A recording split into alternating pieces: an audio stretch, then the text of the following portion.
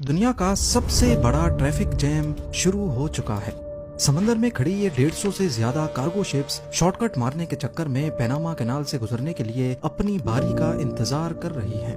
मजे की बात यह है कि हर एक शिप पैनामा कैनाल से गुजरने के लिए $4 लाख पैनामियन गवर्नमेंट को देने के लिए भी तैयार है, लेकिन फिर भी अथॉरिटीज इनको कैनाल से गुजरने की परमिशन नहीं दे रही। कैनाल में ना ही कोई मेंटेनेंस का काम चल रहा है और ना ही कैनाल का रास्ता किसी वजह से बंद है, बल्कि इंजीनियरिंग का चमत्कार पैनामा कैनाल जिस पर पूरी दुनिया को गर्व था, वो एक बहुत बड़े क्राइसिस से गुजर रहा है। और ये जंग किसी और से नहीं बल्कि कुदरत के खिलाफ है, लेकिन वे हैं। एक है इजिप्ट में बना सुएज कैनाल, जो ईस्ट एशियन कंट्रीज यानी चाइना, जापान, ताइवान और सिंगापुर जैसी कंट्रीज को यूरोप से कनेक्ट करने के लिए इस्तेमाल होता है। इसी तरह अगर इन्हीं कंट्रीज के बहरी जहाजों को ईस्ट अमेरिका या ईस्ट कनाडा तक जाना हो या फिर यूरोप से वेस्ट अमेरिका तक जाना हो, तो एक दूसरे शॉर्टकट को इस्तेमाल किया जाता है और वो है सेंट्रल अमेरिका के ठीक इस पॉइंट पे बना पैनामा कैनाल। दुनिया में करीब 50,000 कार्गो शिप्स हैं और इनमें से 70% इन्हीं दो शॉर्टकट्स को इस्तेमाल करती हैं। यानी अगर किसी वजह से भी इन दोनों शॉर्टकट्स सुएज और पैनामा कैनाल में कोई मसला हो गया, तो ना चाहते हुए भी इसका असर पूरी दुनिया पर पड़ेगा, जिसकी एक झलक दुनिया पहले भी देख चुकी है जब 2021 में एवर गिवन शिप ने पूरे सुएज कैनाल की ट्रैफिक को 6 दिनों तक बंद रखा था।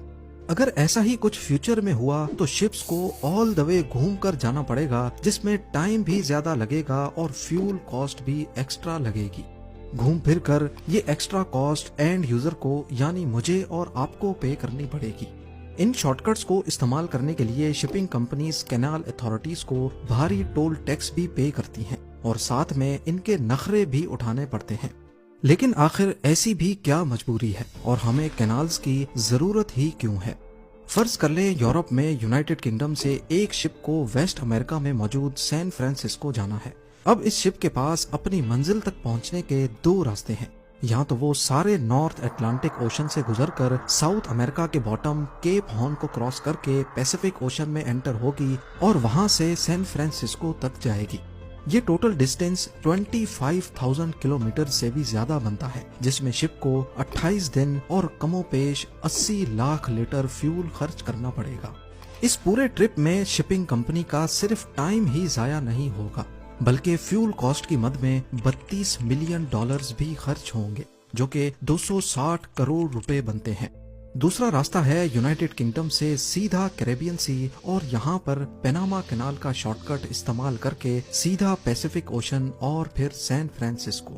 पहले रूट में जहां 25,000 किलोमीटर का डिस्टेंस ट्रेवल करना पड़ रहा था, वहीं पैनामा कैनाल को इस्तेमाल करके ये फासला काफी कम होकर सिर्फ 14,000 किलोमीटर ही रह गया है, यानी पहले रूट से 44% कम।